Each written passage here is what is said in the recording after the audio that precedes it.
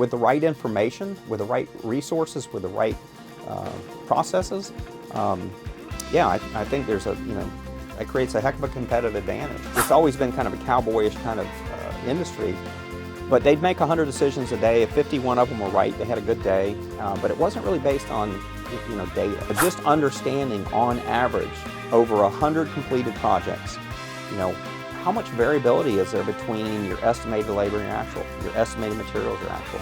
So our clients are good companies that want to be great companies. That's really our core market, is helping good companies get to great. We always say you can't build a successful company on a shaky foundation. Are we chasing the right opportunities to be successful, right? And mitigating our risk by eliminating those ones. And if you look at any contractor, it's usually 2 bad jobs a year that define their performance.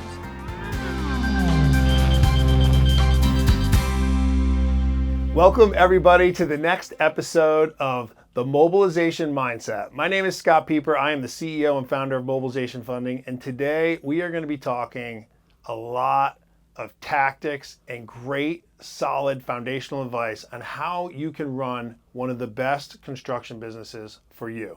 And the best business is your business.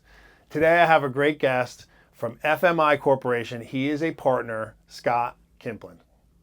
Welcome. Thanks for having me. I'm excited about it. Dude, I am too. So tell us a little bit about FMI, yourself, the business itself. So when we start getting into the tactics, which I know folks are going to love understanding all things project management, the right numbers, the right data, how to manage that business. Give them a little overview though of how FMI was created and your role and the foundation of experience y'all have. Okay, yeah, it's a little bit of a long story just because I've been with them for 38 years. A little bit about myself. I grew up right here outside of Tampa in Brandon, just east of here. Went to school at University of South Florida. Got out in '84 with a business degree. Kind of looked around at what my friends were doing. Wasn't too inspiring, so I went back and hid in school for a couple of years and got my MBA there. And came to work for FMI right out of school in 1987. And at the time, we were a relatively small organization. It was started by a moonlighting college professor, Doc Fales. He was a professor at NC State, and basically he hired 5 of his graduate students that eventually became kind of the second generation of ownership within FMI. And I've been with them 38 years, and really our business at a high level is there's 2 sides to our business. I'm on the management consulting side, so think of traditional business advisory services, strategy, research, operations, compensation, leadership development, but anything relative to running and leading a construction organization other than the technical building part of it. And so that's the consulting side. The other side is what we call FMI Capital Advisors. It's an investment banking business, primarily an M&A business. And so their primary business is anything dealing with the transfer of stock, ownership, buying, selling a company, setting up an ESOP, anything like that, they're kind of involved with. And so they're very transactional. We do more deals in the construction space than anybody in the country, maybe anybody in the world. And that business has been around for most of the history of the company. The company started in 1953. So I think we're, 70-something years we're into it. We're about to celebrate our 75th anniversary. I'm kind of end of 3rd generation of ownership. I'm on the tail end. I'm one of the younger people in that generation. I think there's 2 or 3 of us left. And so we've kind of, we're already well into our 4th generation of ownership in the business. That's cool. So on the consulting side, we do a lot of strategy, strategic planning, helping companies figure out, where to play, how to play, where's the money going to be spent 3 to 5 years from now, how to get in the intersection of that money. And we've got a fairly robust research group that works with them so that when we're doing strategic planning, it's not, a dozen smart guys sitting around the table saying, hey, what do you think? But we're bringing research, we're bringing facts, we're bringing data on the industry to try to make really informed strategic decisions. So we do a lot of strategic planning. My group is called the Performance Group.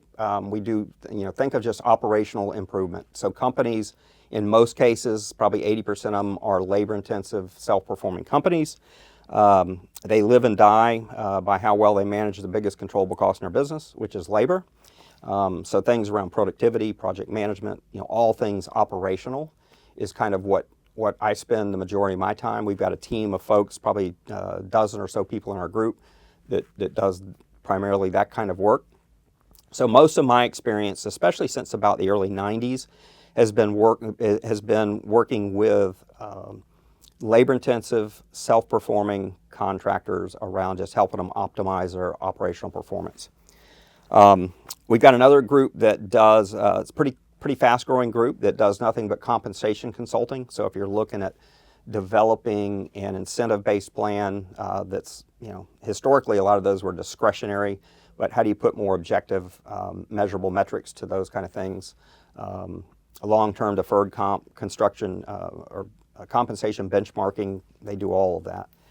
And then we have a group called our Leadership and Organizational Development Group. So think of all things soft skills related, from CEO level leader development to frontline manager leader development. We do a lot of training, helping people with management succession and making sure, not the ownership piece, but just, who's going to run this business in the next generation? How do we get them prepared? What are the gaps that they have now? How do we develop them to fill those gaps? We do a lot of that kind of work. And then on top of all that, we run about 40 industry peer groups that are trade specific. Mm-hmm. So think of a group of 6 to 8 similar companies that are non-competing. They're in different parts of the country, but they have similar issues. They do the same kind of work. We get together usually twice a year. We share everything from financials to benchmarking best practices to, hey, here's challenges I've had in my business. What are you guys doing? So that's kind of another piece to the business. But that's kind of an overview. Avoid problems and how do I get out of this one I'm in? And keep yourself in solution-oriented place. Yeah, and it's kind of interesting because in a group of 6 or 8 companies, and most of our clients, I would say our target market is mid-market and larger. So for us, that would mean generally, on the smaller side, a $50 million revenue trade contractor. Probably our sweet spot is in the $100 to $300 million revenue range for trade. And then for general contractors, it's probably more like in the 500 million to several billion for general contractors. And then we work with civil, industrial, pretty much anybody that would build something would be a client. So now folks that are listening to this, they might hear, well, geez, I'm not even close to those numbers yet. But what I would say is every one of those businesses was at a lesser number at one Absolutely. point. And by the time they get to you at those numbers, you're fixing some of the things that were in place when they were earlier. And so it gets right to one of the reasons why I wanted to have you on the show is understanding what these companies are doing in best practice, but implementing those when you're at 5 to 10 to 20 to $50 million is so much easier. Absolutely. And if you can put those in as a foundational practice, that's the real key to success. Yeah, I think that's a great point, Scott. At some size, when you begin to try to implement change and put process in the organization, the more people you have, the more challenge it is. And, I think for smaller companies, at some point, beginning to put foundational processes in place. We always say you can't build a successful company on a shaky foundation. You've got to have the foundation. And if you try to scale a business, and I think it's interesting, even though some of our clients are larger firms, one of the things I've quickly learned is bigger isn't always better in this business. Some of the most successful, well-run, profitable companies aren't the biggest. E&R puts out their list every year of the top 100 GCs and the top 600. We've always, and it's based on revenue, we've always argued, hey, you guys ought to do this on bottom line profitability. It would be a completely different looking list. Totally different list. And so, being big isn't really necessarily how you, build value in this business. There are some very successful big companies, but we'll talk a little bit as we get into this that sometimes that obsession with growth can actually be pretty detrimental to the business if you don't have a solid foundation. So we're all about having a foundation, and foundation is leadership, it's process, it's the right metrics, it's the right financial controls, it's the right people. But if you try to scale something on a cracked or shaky foundation, the higher you go, the bigger you get, the bigger those cracks get, and the more they show up. So I think that's a great point. Yeah, a lot of business owners, I think, especially in construction, they assume growing the top line means you're going to have more profitability. And if you start on that one assumption, and you don't know what your costs are, you don't have the infrastructure, you don't have the right reports, you don't have the right systems in place to manage what your profitability is going to be, especially your executed profit, Yep. not what you bid Yep. or what you plan to, but your executed profit. You're now growing to make more money so you could do more great things and benefit all of your people and your employees and your society and your family. But the reality is you're actually hurting yourself worse. And that's, I think, if someone knew, oh, wow, I didn't realize that the assumption of growth on the top line means I'm automatically going to make more money, you'd think about it totally different.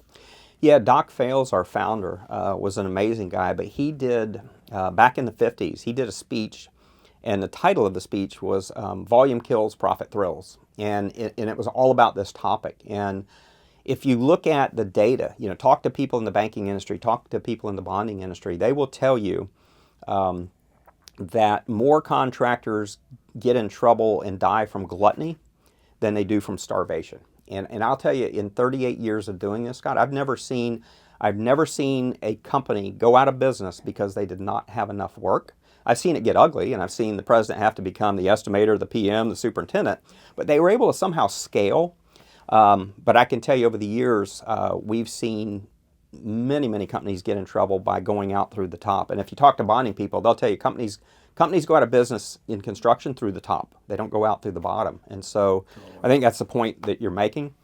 Right after the 2008 through 12 kind of industry downturn, we did one of the single largest research studies that we've ever done.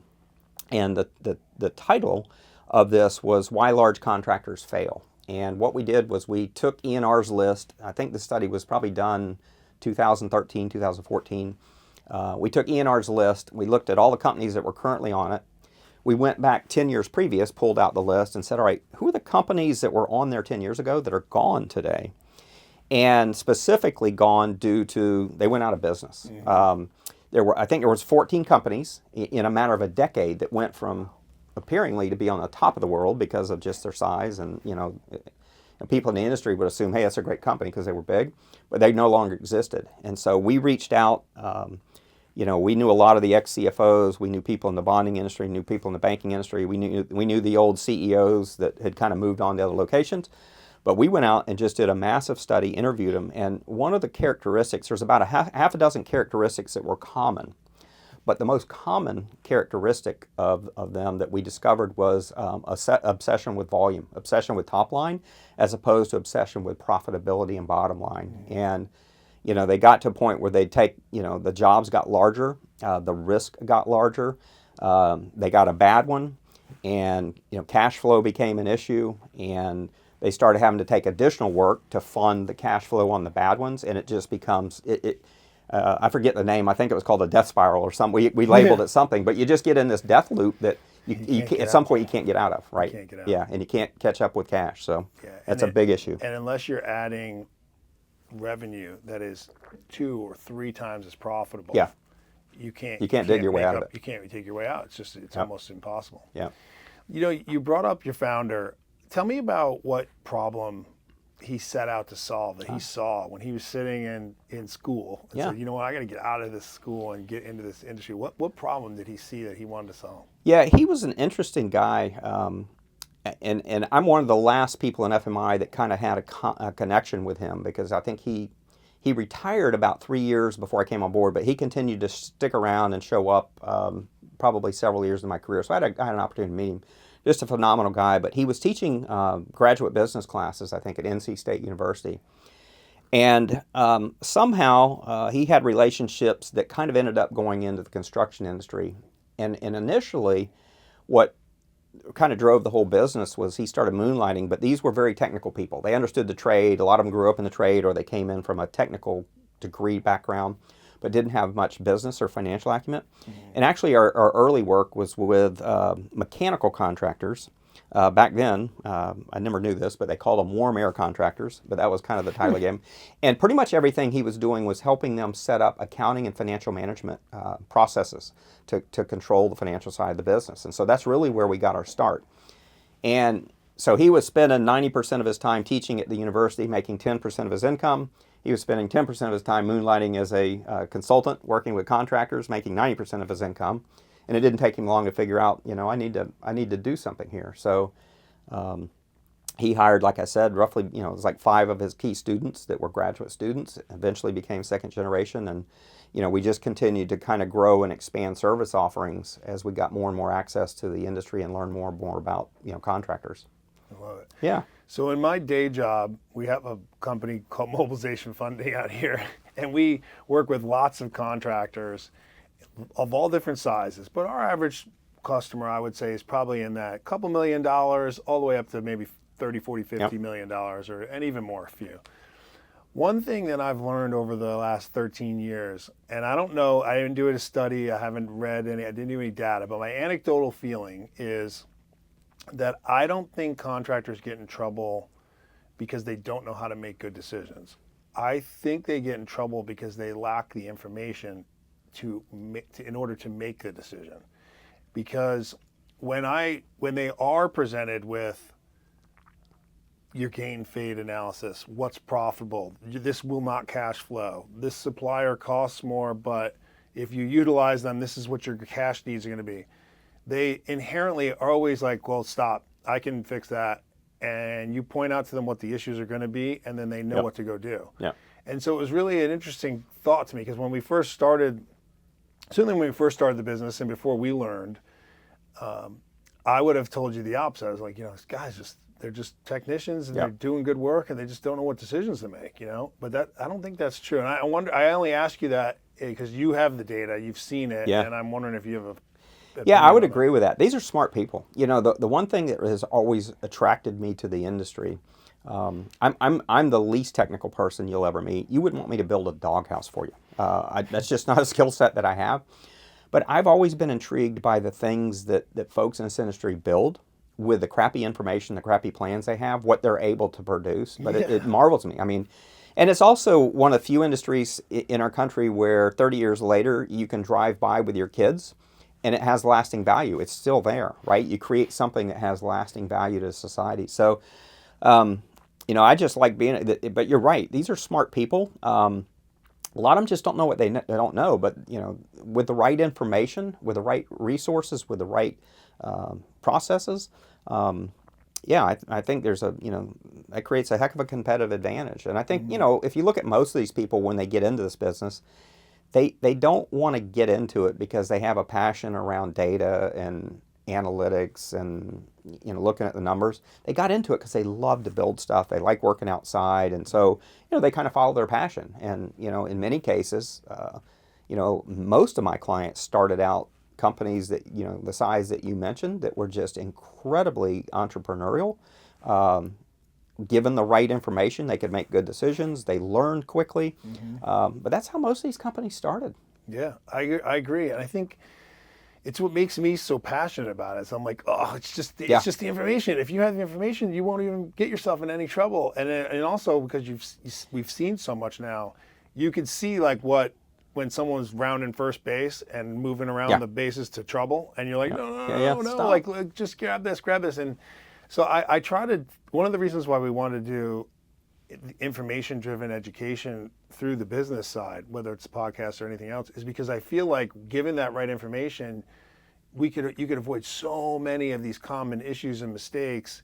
And if you do muscle your way through with great entrepreneurship, and you get to $50, $100 million, and now you got to go clean this stuff up, that's a huge endeavor. Which, of course, the stakes get higher. Business. Yeah, the stakes get higher at that size. I always tell people at that size and scale, you're only 1 or 2 bad jobs away from disaster, right? And that's the crazy thing about this business is you can do 98% of your projects, bring them in at or close to budget and close to margin, but you can have 2 big bad ones a year that go really bad, and those results can more than erase the 98% that went well. But when things go bad in this industry, they go infinitely bad, especially at that size and scale, right? Quick. Yeah, so, and quick. Yeah. And quick.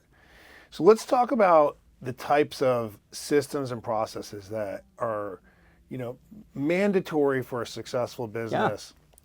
And let's think about it, regardless of the size, just like in order to get, maybe we start with, this is the type of information that you should have access to on a regular basis, daily, weekly, whatever, such that you will always be able to have the information in front of you to make the best decision. Yep.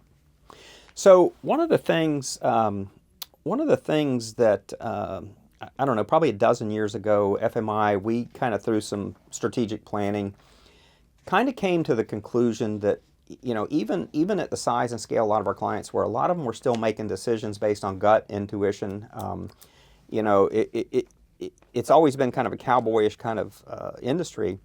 But they'd make 100 decisions a day. If 51 of them were right, they had a good day. But it wasn't really based on, you know, data. And so we kind of fundamentally pivoted in our business a little bit and said, hey, this strategic planning that we're doing, you know, just having a bunch of people sit around the table and say, hey, what do you guys think we ought to do? This market looks good.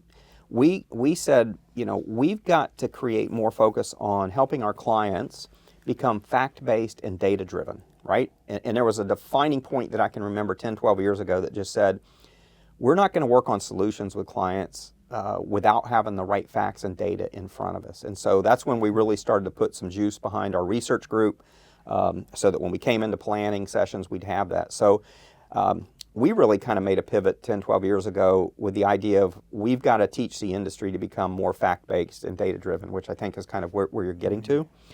But on the operational side, Scott, one of the things that we do in most every operational improvement engagement is on the front end, we do something called the completed contracts analysis. And this is, you know, this is incredible because we've had clients, when you show them the data and what it says, they just can't believe it, you know, and you've got facts that kind of show them and they're just like, I can't believe that.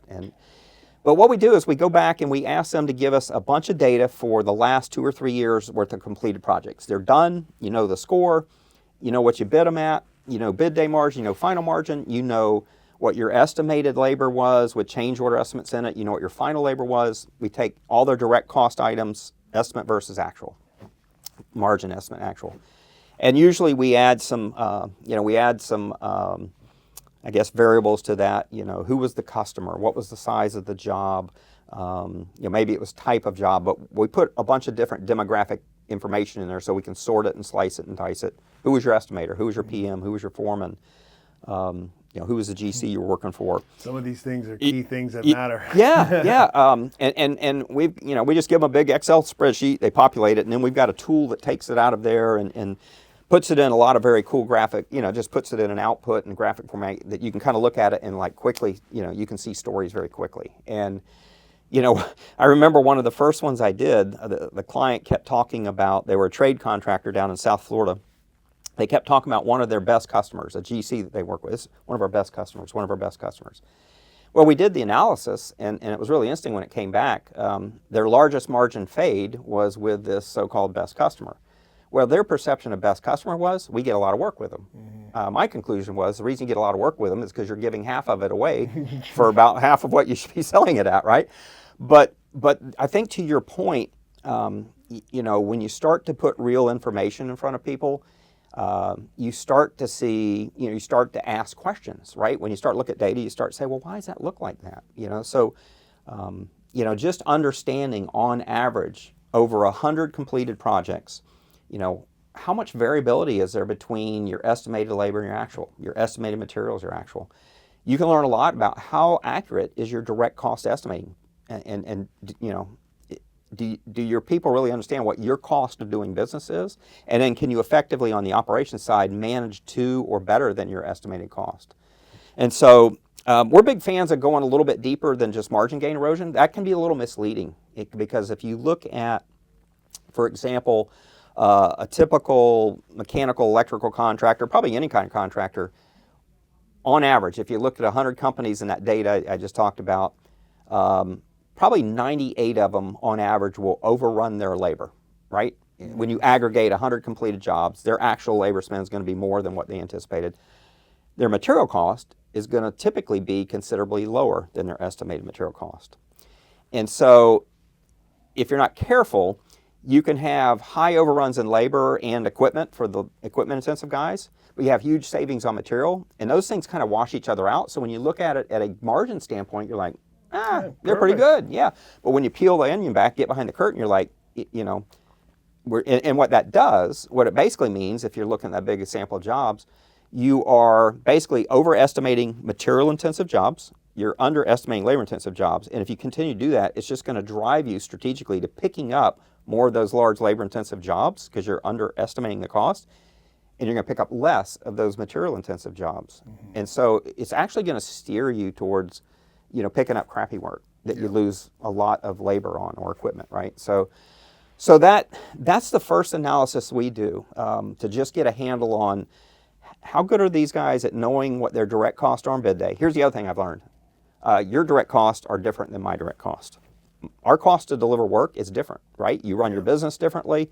Even though you buy your materials from same vendors, you hire from same labor pool, the way you run your business has big impact in terms of that. So contractors that kind of gauge how am I doing compared to the other guy's bid, I'd be very careful of that because can't do it. Yeah, I've been in the other company's business, and I can tell you they don't know their cost.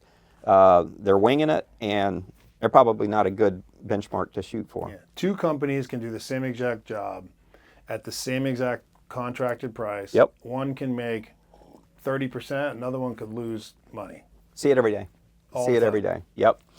And what that tells me is we have a lot of control over our destiny, right? I mean, and most of our clients, quite frankly, we don't work with a lot of jacked up firms.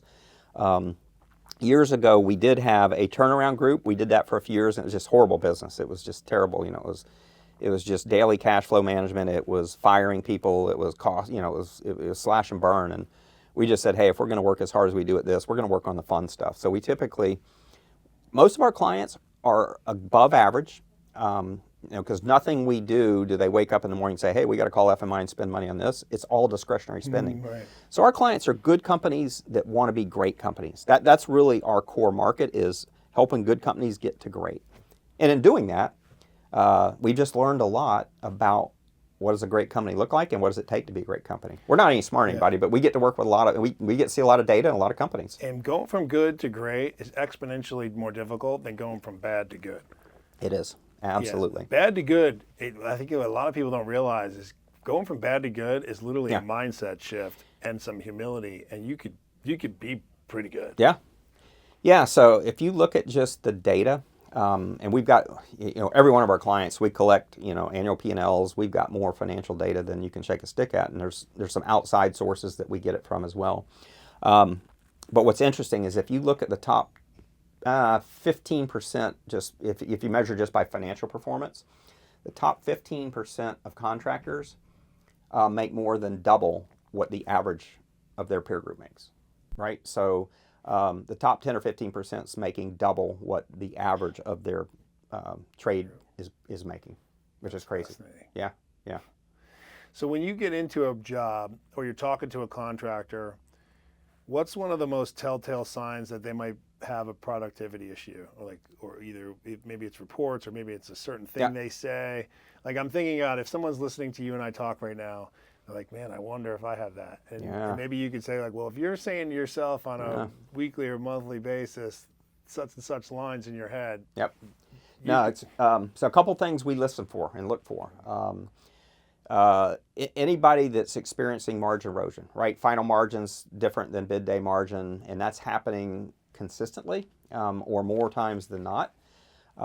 Or you hear people that, you start to hear, as companies start to go through growth and they go from, 1 or 2 project managers to 3 or 4, you start hearing things like, hey, every one of our project managers does it his or her own way. We've got variability in process. Mm-hmm. One of the things we've learned over the years is if you want consistent results, you better have consistent management processes. And so, in these smaller businesses, as they scale, when you hire, for example, a project manager from outside and you bring them in and you bring the next one in, if you're not careful, if you don't have well-defined processes and train them to your way of doing it, what you end up with is at some point you end up with 6 project managers, but 8 different ways of running a job. And that variability just produces incredible variability on the back end in terms of the results of the projects. And so any company that's going through growth and trying to scale, that's just that's usually a flag to say, these new people we're bringing on board, do we have our processes? Are they documented? Can we teach people? Are they repeatable?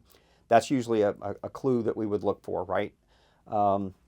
Labor overruns on jobs, a couple of big jobs going bad. Big jobs, what it really takes to manage larger work is infinitely more complex than smaller projects.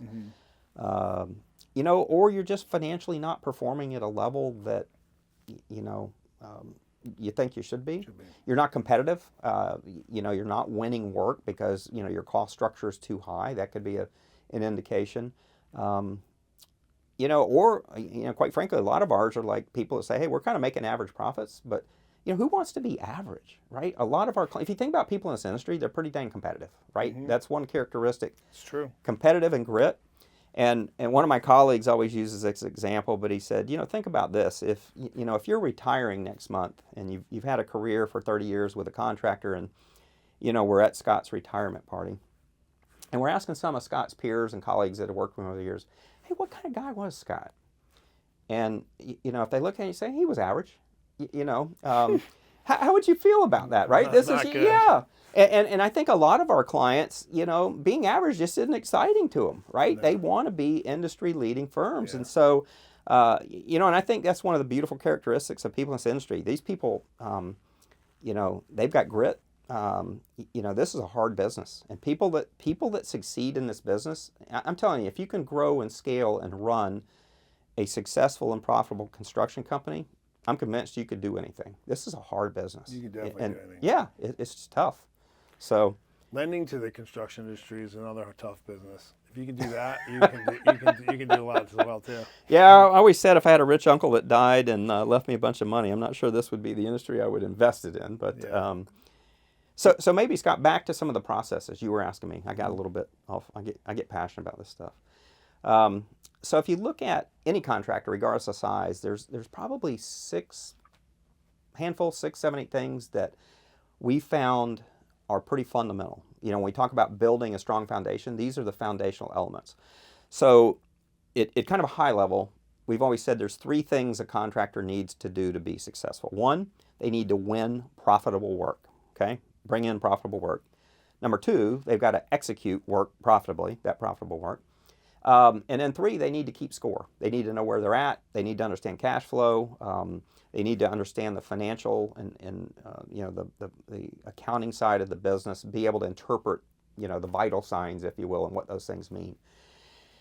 As you kind of go down a little bit deeper on the get work side, if you look at operationally successful contractors, one of the things that they typically have is some sort of process. It might not look real formal, but there's some method to it around knowing which jobs to pursue and not to pursue.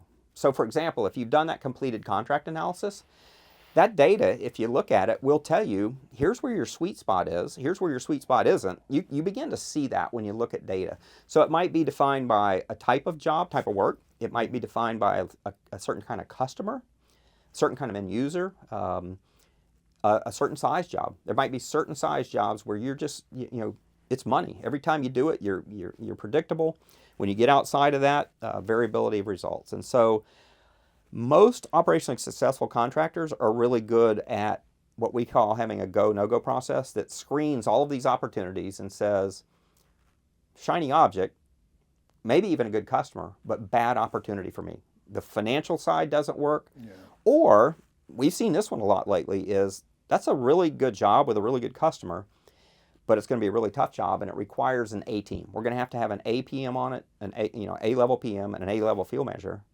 And our A players are already tied up on a couple of big long-term jobs. If we take that, we're going to have to staff it with a C team.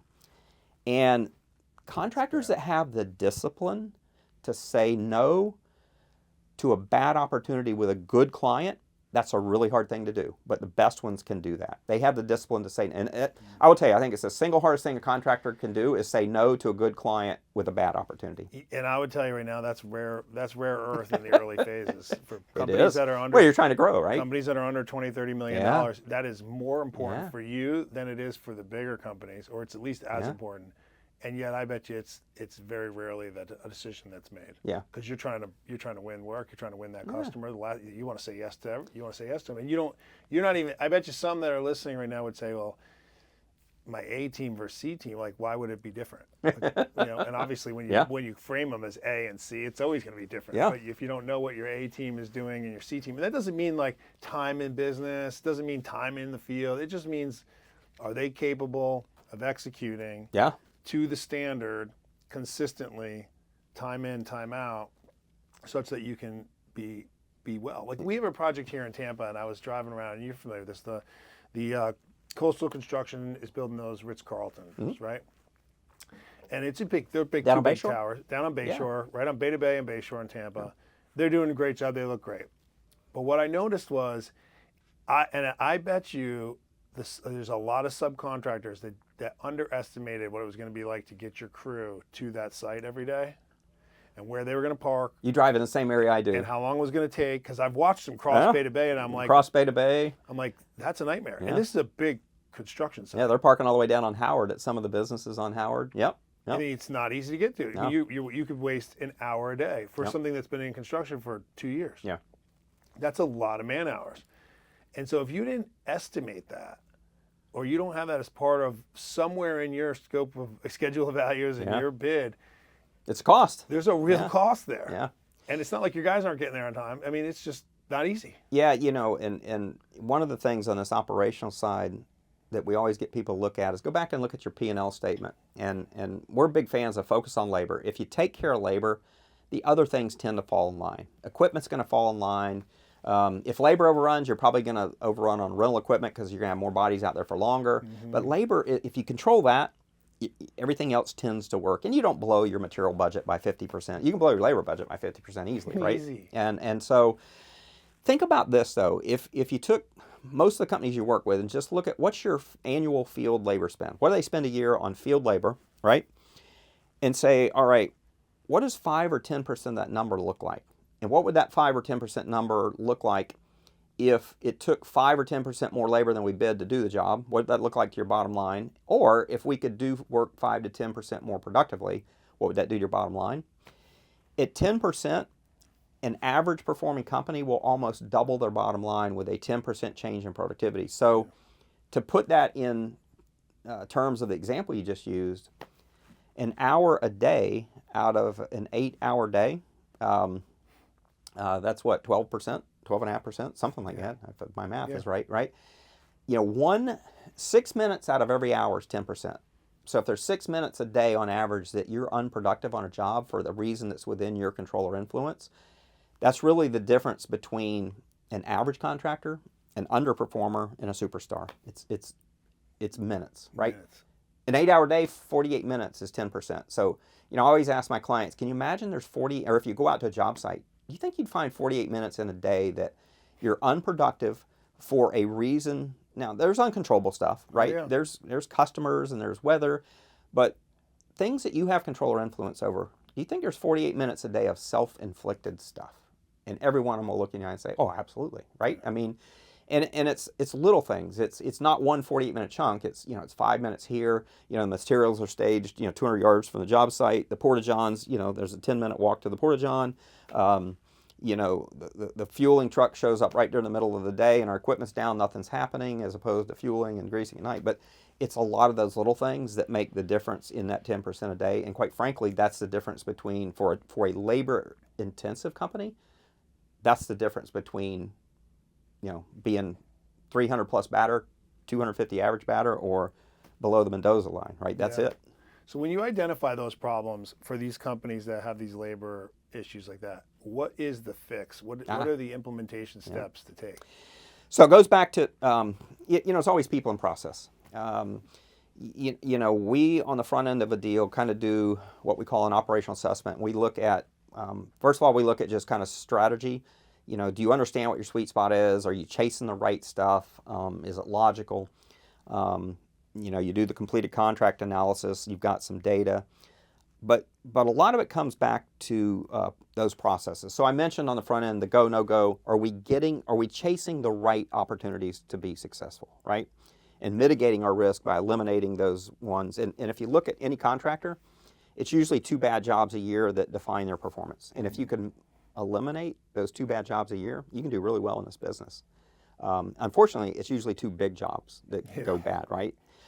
But after you've got, It's not the little one. yeah, after you get it through the filter, you choose to pursue it. Then you got to have good process around estimating. And here's where I think getting operational input, so you don't have a silo of estimating people that are getting work and a silo of operations who have to do it. But one of the things that we've learned is somewhere, especially on those larger, higher risk jobs, you've got to get some operational eyes looking at during the estimating phase and saying, hey, are these production rates that we're looking at, are those doable?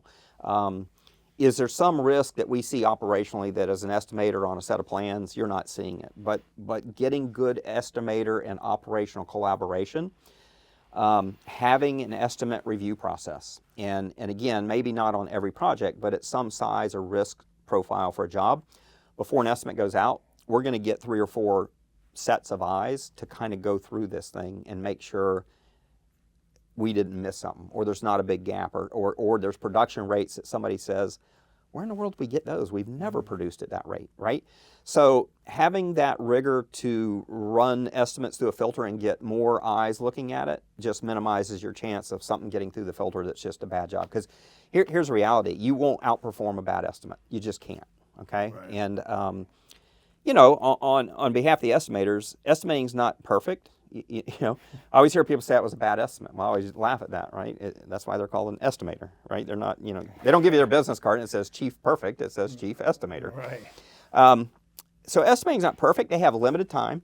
If you look at the quality of documents that they have to bid from today, they're crappy. That's to your earlier point about what they get. Yeah. Yeah. So you got to have good process around estimating, around estimate reviews, and then once you win the project, and I think the lowest hanging fruit for most contractors at the size that you're talking about is often in that time between award and mobilization. You've got the job, and we've got to get it out of the hands of the guys and gals that got it, estimating, and get it into the hands of the people who have to build it, your foreman, your superintendent, your project manager.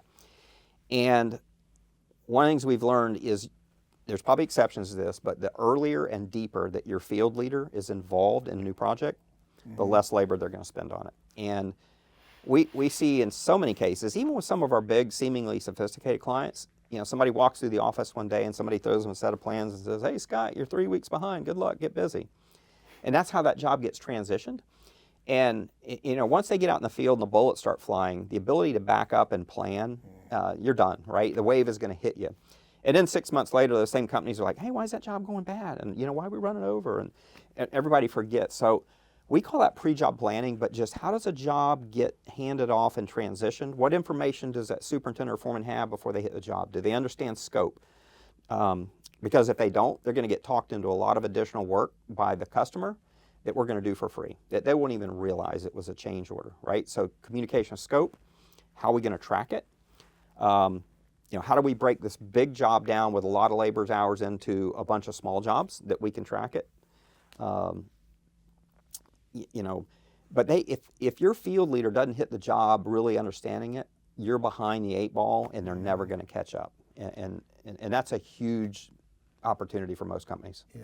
You mentioned change orders. How are the good and great companies managing change orders? Pretty much as bad as the bad companies are. It's some of it, the contracts that that's probably another process in these things as a smaller company.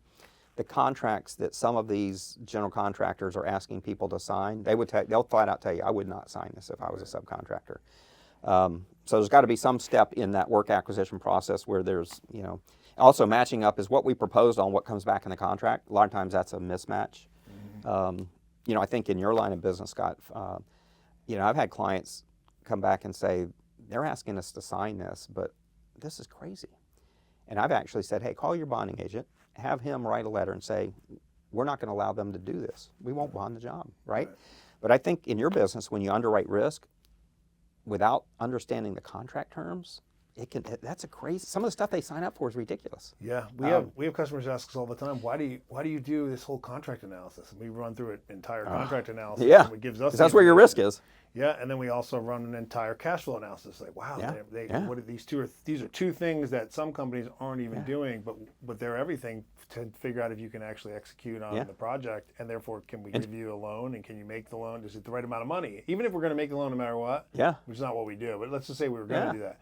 You still want to know how much do you need, when do you need it, when can you pay it back, and you need a cash flow to do that. Yeah, so on the change orders, kind of what we found is, cash flow on those is the big deal, right? Because in most cases, I find most of my clients ultimately get paid for change orders. Sometimes they end up, the longer you wait, oftentimes they've done the work. As a matter of fact, in most cases, they have put the work in place, they've spent the cost, so they've given up their leverage, right? They have no leverage to negotiate this once the work's in place.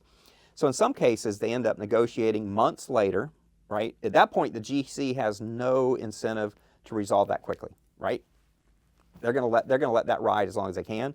So you get down to the end of the job and they're like, okay, try to settle this on pennies on the dollar, right? So instead of $1, you're getting 50 cents. And so that's a factor. But I guess the best example that I've seen, I've got a large trade contractor in the Southeast, multiple offices, and a few years ago, this thing was just eating them up. I mean, they get something that says, hey, you're approved to do the work, but it wasn't a change order yet. It was just, an email or a memo or something, which, by the way, doesn't mean a whole lot until you get a signed change order. And what they started negotiating, they were actually successful in negotiating in some of their contracts a term that says when unresolved change orders, work that we've done and spent the cost on, gets to this amount, and usually it was some percentage of the contract amount, we are not going to take any more additional work until we clean the table and get these resolved. And they actually had some success negotiating that, not with everybody, but even for the ones they basically told their project managers, here's the deal. You are not authorized to go above this many dollars of unapproved change order work. Once we've got this much exposure, and they actually in their business, if they spent cost but don't have a change order, they actually refer to it as margin at risk, right? If you've done $50,000 worth of change order work, don't have a change order, how much margin at risk do you have? And each job has its unique limits based on the size and sometimes the client that they have experience with. And their PMs are instructed that when it gets to that level, they've got to have a conversation with their peer on the general contractor side that says, look, once it gets beyond this level, it's out of my control. And I can't do any additional work. As a matter of fact, if you want us to do this, here's my boss's business card. Feel free to give him a call. And he said, in 3 years, I've had one call. And he goes, it went really well. And he said, basically, we're not going to do any more. He said, I backed my project manager up and said, no, you guys are sitting on however many dollars of unapproved change orders. We've done the work. We're financing this thing. We're not going to do it, regardless of what the contract says. And I think he said 3 days they had their check and the slate was cleared again. So what I found with change orders, you got to play hardball, squeaky wheel. Think about it. You've got 10 other trade contractors on there who are all doing the same thing. Usually the first guy there gets to the money first. But you've got to do it in a way that's professional, right? You can't screw up a relationship. And I used to have a client that had some project managers, they were senior project managers on their business card and others were project manager. And I asked him, what's the difference? And he said, simple. A senior project manager is someone who can deal with a client over a very contentious money situation, get it resolved, and preserve the relationship. That's a senior project manager. They can have those hard conversations, be very professional, and preserve the relationship. A project manager might go get your money, but the relationship gets crushed or damaged, right? Which I thought was a pretty interesting. I like that. I think that's two. One, you got to have the conversation. That's certainly, and then two, can you keep the relationship? Because you don't want to just burn it down. Yeah. What are some of the best tools or minimum standards of information that a project manager, a foreman, superintendent will have that make them the most successful, or the likelihood of success being the highest? Yeah, I think in a labor-intensive business, this is fundamental. If some of these companies that spend whatever it is a year on field labor, depending on your size, if you're going to have any chance at managing that number and bringing it in aggregate pretty darn close to what you budgeted, you've got to break that labor down into smaller bite-sized pieces to manage it. So every job's got a labor dollar budget, every job's got a labor hour budget, but that's too big of a chunk for someone to manage, right? So if I give you a chunk of work and say, Scott, you've got 3,000 man hours to go out and complete this, when do you think you're going to realize that you're actually going to use 3,500 hours to do it? When you're at like 2,950? Yeah, you're at like 2,800, and somebody looks at a report and says, oh my gosh, we've used 2,800 hours.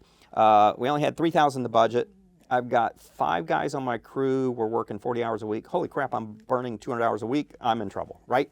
So what we've found, I guess the best analogy I can give you, you play golf? Yeah. You a golfer? Yeah. So think about you go out to golf and you jump in your cart at the clubhouse and you look on the steering wheel. And what do you see on the steering wheel when you get in?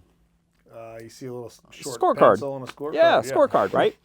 And if you go to the bottom of that scorecard, it basically says on most golf courses, you've got what, 72 strokes to get around this course to be on budget, right? That's right. Think about that with a construction project is, every construction project's got a bucket of hours and a bucket of dollars, whatever. You put that bucket of dollars or hours at the end of that scorecard. That's kind of the same analogy. But the only way you can manage that is you have to know that, wait a minute, the first hole is a par 4, right? The first activity on this job, it should take this long. So there's a piece of that budget that goes to the first hole. Wait a minute, the third hole may be a par 3. And every time you finish a hole, what do you do before you ride to the next hole, right? You go in and, you're +1, you're -1. And so I think in any business, regardless of size, you've got to have some way to break big job into small bite-sized pieces so every step along the way. 5 holes into it, hey, am I 3 over or I'm 2 under?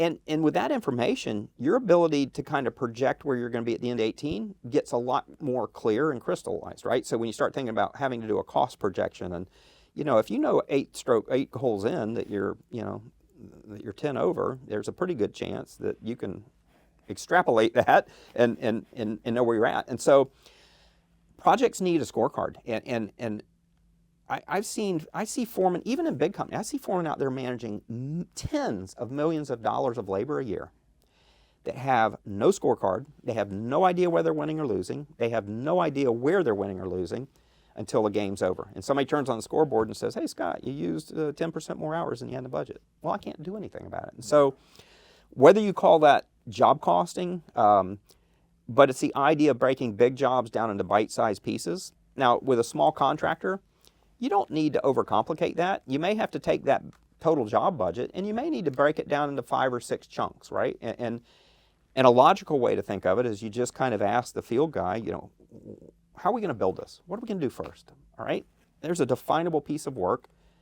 How many of these hours in the budget should we put towards that? And you kind of get some buy-in. All right, what would we do next? What's the next activity? So you kind of have to set that budget up in a way that is going to closely mirror how the field is going to build it. Yeah. Because you're going to depend on those field people to have to report those hours to those 5 or 6 different budgets. And the better they understand it, the better data that you're going to get. And then once you start having people report that data, I think once a week, a project manager and that field manager should be sitting down, looking at that golf scorecard and saying, hey, we're a couple holes in. Here's how we're doing.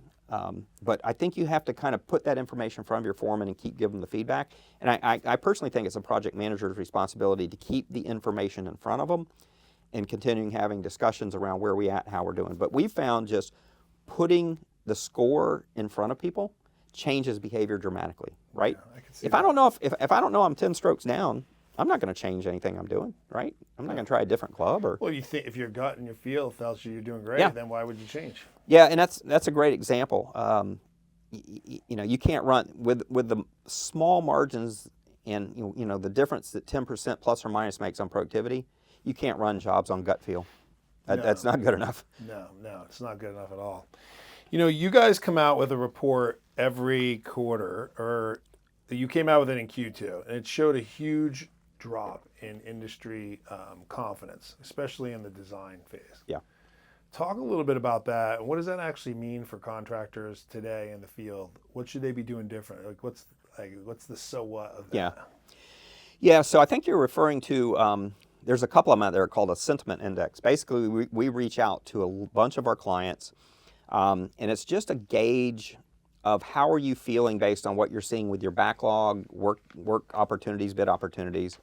And it's kind of one of these indexes where anything less than 50 is an indicator that people are kind of seeing or feeling kind of a downturn, right? So pessimism, I guess, would be a way. Anything less than 50 is pessimism. Anything up is optimism. And it's not, it's not precise, but a couple things with that. I will tell you right now, and I think you mentioned the design side. There's something called the Architectural AIA Billing Index, and what that is a measure of what are architects billing today, because what an architect's building and designing today is what a contractor is going to build 12 to 18 months from now. It's a great leading indicator, especially in the commercial world. So that's kind of why we use that. First couple observations. One, I can tell you right now, more than any time in my history, construction volume and the health of markets has never been so dependent on where you are in the country, right? We always talk about with our construction spending forecast, in any market, a bear market, bull market, good market, bad market, there's always bulls and bears. Even stock market, when stock market's down, there's always good stocks, right? And so, again, that's why we do research is usually if something's dead, there's something that's alive somewhere else. Data centers, anything to do with data centers, for example, right now. But I think overall, there's a lot of economic indicators. There's a lot of things indicating that we could be facing some headwinds in the industry. One example is up until, you think about anybody that's come into the industry since about 2012, all they have seen is nothing but good, right? They've never been through one of these, which is unusual because prior to that, you could almost mark it on the calendar, but every 7 years before that, our industry was cyclical. 7 years. It was so predictable. And it was so weird because sometimes it was just like weird one-off events like 9/11 or, different economic things, but for some reason it cycled. Indicators are at some point, this is a cyclical business, at some point it's got to go down. Nothing good lasts forever, right? Yep. The good news is nothing bad lasts forever, that eventually, you get on a trajectory again. But I think, this is a long-winded answer to your question, but I think one of the things I'd be looking at right now is I would assume there's going to be some headwinds, at least for certain sectors, for certain geographies. And right now is where you want to really be tuning up the operations of your business. Because when the market is strong, you can get by with maybe a little bit of fluff in your bid. Sometimes there's contingency in there. When the market gets tight, rule number one, you better know your cost on bid day. You better know how much can we cut the price. Hey, wait a minute, we're beyond cutting fat, we're into cutting muscle, right? And so now's when you want to have time, now's when you want to be working on operational processes. You want to get your business fine-tuned. And I would contend, and I think we even see it in our own business, is when you're on a 12-year run, it's easy to collect cost and things that in a really bad market you wouldn't accept, right? And so you just get complacent when things are good for a long time. But I think right now we see a lot of contractors saying, hey, now's the time to tighten up. Let's go back and refocus on process, the job cost, the pre-planning, the go, no-go. Another one we didn't mention that's really important probably for your clients is having good process that requires your field manager to sit down once a week, probably on Wednesday, Thursday of this week, and plan next week's worth of work. Not only what and when, but what material am I going to need, what manpower, what resources, what tools, what equipment, what information am I going to need from a PM? Because if you look at the amount of emergency last minute needs from the field that they're running around tracking down every day, there's that 48 minutes right there, right? And a lot of that is just a result of foremen, superintendents, whoever's running that job, not planning and thinking ahead. And that's not instinctive to them. You got to have process, and you got to teach them how to do that. Right. And if you're a leader, you can be asking those questions ahead of time. If you consistently start asking what's happening next week versus what's happening today, then you can manage next week and give people the mindset to kind of start thinking forward. Yeah, and again, those foremen in the field, they didn't get into this business because they get all misty-eyed about sitting down and putting a plan on paper, right? That isn't what drives them. They got into it because they like to operate equipment or build stuff. And so it's a thing that I always tell people, hey, when you go from being a tradesperson to a foreman or a field leader, this is part of what comes with the menu, right?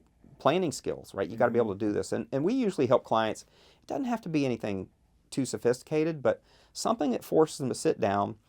We're using the same format across the company, and we can teach people how to do it. But you can come up with a one-page template that when a foreman goes through and fills it out, I think a person that didn't know much about it could look at it and say, has this guy or gal really thought about what they're doing next week? You can tell whether they've given thought to it and what are all the things they're going to need.